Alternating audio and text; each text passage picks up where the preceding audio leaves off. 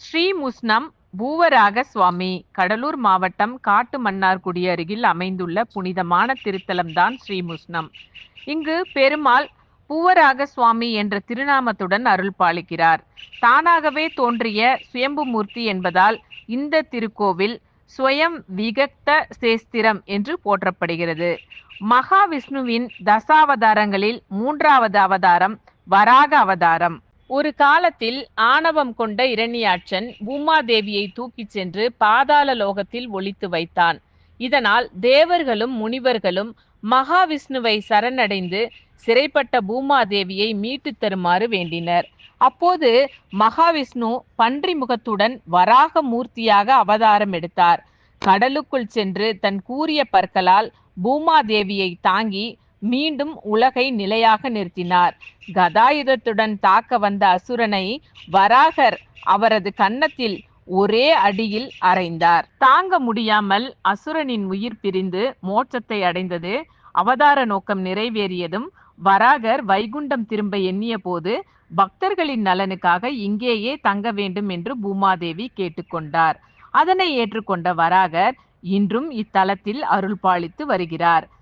பூதேவியுடன் இருப்பதால் இங்குள்ள மூலவர் பூவராகர் என்று அழைக்கப்படுகிறார். இந்த கோவிலில் மேற்கு நோக்கிய ராஜகோபுரம் 7 நிலைகள் 9 கலசங்களுடன் கம்பீரமாக காட்சி தருகிறது. கருடாழ்வாரை வழிபட்டு உள்ளே சென்றால் கருவறை முன்புள்ள ஜெயா விஜயா துவார பாலகர்களை தரிசிக்கலாம். கருவறை விமானம் பாவன விமானம் என்று அழைக்கப்படுகிறது.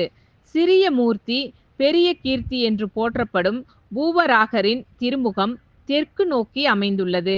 வழக்கமாக 4 கைகளுடன் சங்கு சக்கரம் ஏந்தி நிற்கும் பெருமாள் இங்கு 2 கைகளுடன் இடுப்பில் கை வைத்தபடி அருள் பாலிக்கின்றார். இவரது காலடியில் ஸ்ரீதேவி மற்றும் பூதேவி சிறிய வடிவில் அமர்ந்துள்ளனர். சால கிராம திருமேனி என்பதால் இங்கு தினமும் திருமஞ்சனம் நடைபெறுகிறது. பன்றி முகம் கொண்ட இந்த வராக மூர்த்திக்கு மிகவும் பிடித்த பிரசாதம் கோரைக்கிழங்கு. பிரம்மாவின் யாகத்தில் இருந்து தோன்றியதால் உற்சவருக்கு எஞ்சக வராகர் என்று பெயர்.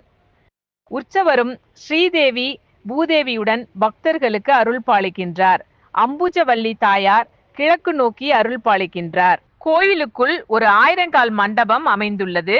வராகரார் உருவாக்கப்பட்ட அரச மரம் கோவிலின் பின்புறத்தில் உள்ள நித்ய புஷ்கரணி குளக்கரையில் அமைந்துள்ளது.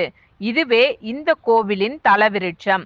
குழந்தை பாக்கியம் வேண்டுபவர்கள் முதலில் குளத்தில் நீராடி அரச மரத்தை சுற்றி பின்னர் மூலவரை தரிசிக்கின்றனர். மேலும் கோவிலில் உள்ள சந்தான கிருஷ்ணரை கைகளில் வாங்கி மடியில் வைத்து பிரார்த்தனை செய்தால் குழந்தை பேறு கிடைக்கும் என்று நம்பப்படுகிறது. பூவராக சுவாமியின் அருள் அனைவருக்கும் கிடைக்கட்டும். இது போன்ற அற்புதமான பல ஆன்மீக தகவல்களை தெரிந்து கொள்வதற்கு மக்கள் நாட்காட்டி யூடியூப் சேனலை மறக்காம சப்ஸ்கிரைப் பண்ணுங்க அன்பர்களே.